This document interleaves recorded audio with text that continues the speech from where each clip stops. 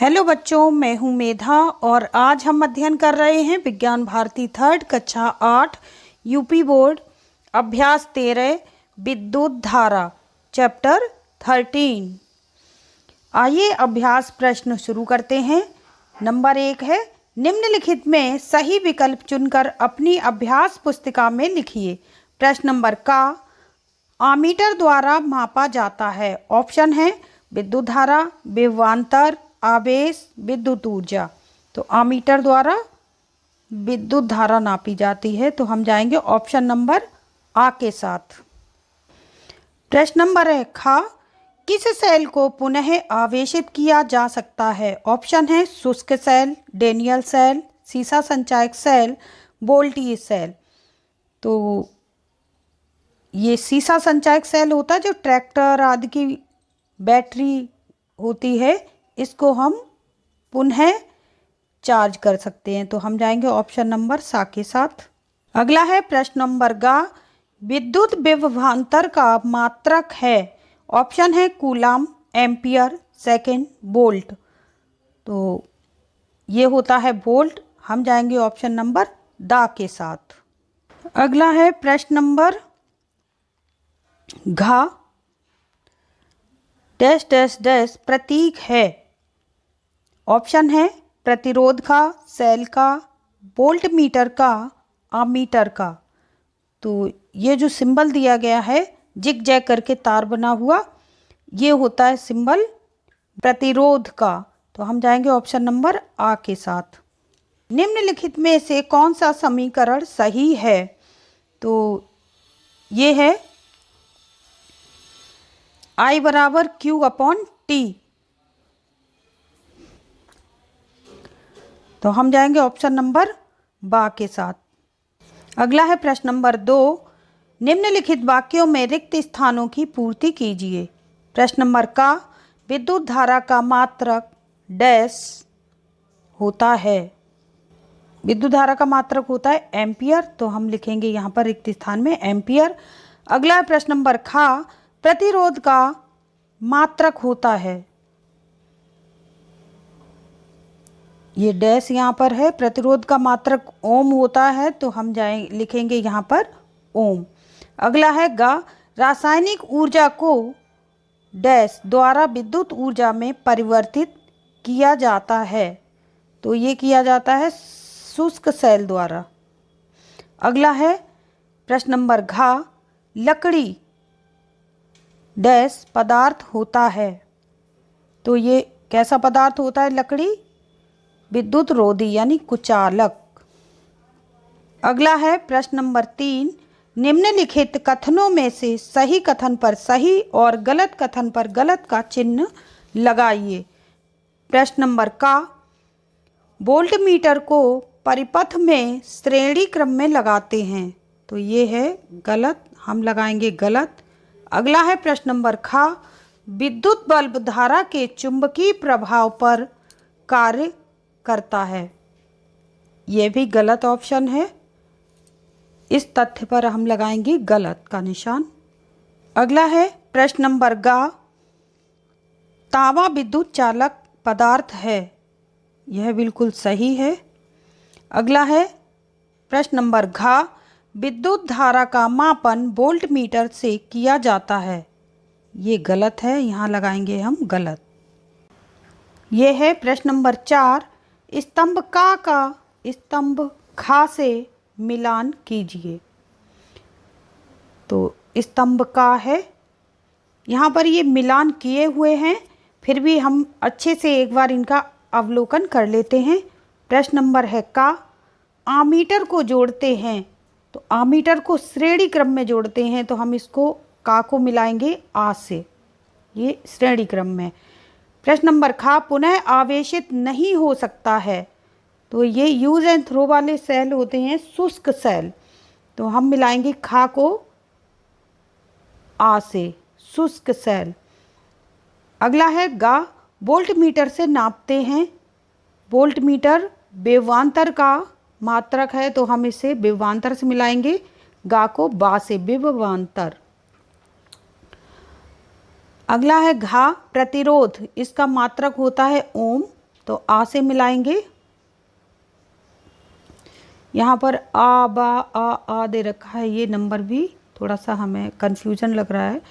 अगला डा, मेंस से प्राप्त धारा होती है प्रत्यावर्ती धारा। आप लोग अपने हिसाब से इसको सीधा मिलाते जाइए, नंबर पर ध्यान ना देकर। अगला प्रश्न है प्रश्न नंबर 5 का प्राथमिक तथा द्वितीयक सेल में अंतर। प्राथमिक सेल, इसका आंतरिक प्रतिरोध अधिक होता है, इसको पुनः आवेशित नहीं किया जा सकता है। नंबर 3, इसका उपयोग घड़ी, टॉर्च, रिमोट आदि में होता है। ये यूज एंड थ्रो होते हैं, इसको पुनः रिचार्ज नहीं कर सकते। दूसरी हेडिंग है द्वितीयक सेल। नंबर 1, इसका आंतरिक प्रतिरोध कम होता है, इसको पुनः आवेशित किया जा सकता है। इसका उपयोग कार, ट्रक, इन्वर्टर आदि में होता है। प्रश्न नंबर गा, आमीटर तथा वोल्ट मीटर में अंतर। पहली हेडिंग है आमीटर। नंबर 1, विद्युत परिपथ में विद्युत धारा का मापन मीटर द्वारा किया जाता है। नंबर 2, इसके परिपथ में श्रेणी क्रम में जोड़ा जाता है। नंबर 3, आदर्श आमीटर का प्रतिरोध 0 होता है। नंबर 4, आमीटर का प्रतिरोध बहुत कम होता है। अगली हेडिंग है volt meter.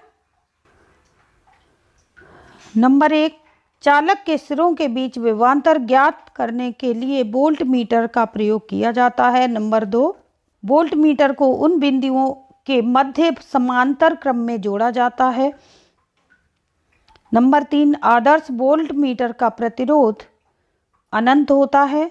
Number 4, volt meter का प्रतिरोध 1 बहुत अधिक होता है। प्रश्न नंबर 6, निम्नलिखित भौतिक राशि का मात्रक है। नंबर 1 है कूलाम, इसकी भौतिक राशि है आवेश। नंबर 2, एम्पियर, इसकी विद्युत धारा।